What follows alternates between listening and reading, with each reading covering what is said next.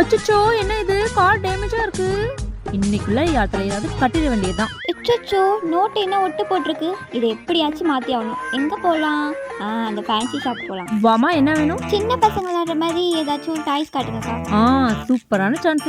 இந்த டேமேஜ் ஆன காரை இந்த பொண்ணு தலையில கட்டிட வேண்டியதுதான். இங்க பாருமா, கம்மி ரேட் தான், நல்லா இருக்கும். மூணுல எதை சூஸ் பண்ணலாம்? இத பாருமா, ரொம்ப நல்லா இருக்கும். இழுத்து விட்டாக்கா போகும். ரேட்டும் ரொம்ப ரொம்ப கம்மி தான். எவ்வளோக்கா? 50 ரூபா தான். சரி, இதே கொடுங்க. இந்தாங்கக்கா. என்னம்மா 50 ரூபா சில்லற இல்லையா?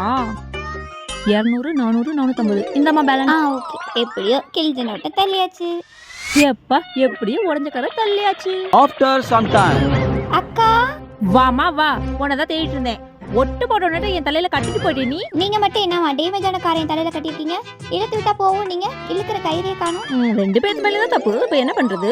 இந்த காரை எவ்வளவு கொடுத்தீங்க? 50 ரூபா. இந்தாங்க, என் ஒட்டு போட்ட 500 ரூபா கொடுங்க. இந்தாங்க உங்க டேமேஜ் கார். எனக்கு எதுக்குமா? அதான் 50 ரூபா கொடுக்குறியே, நீயே வச்சுக்கோ. இந்தா. கணக்கு ஏதோ குழப்புற மாதிரி இருக்கே.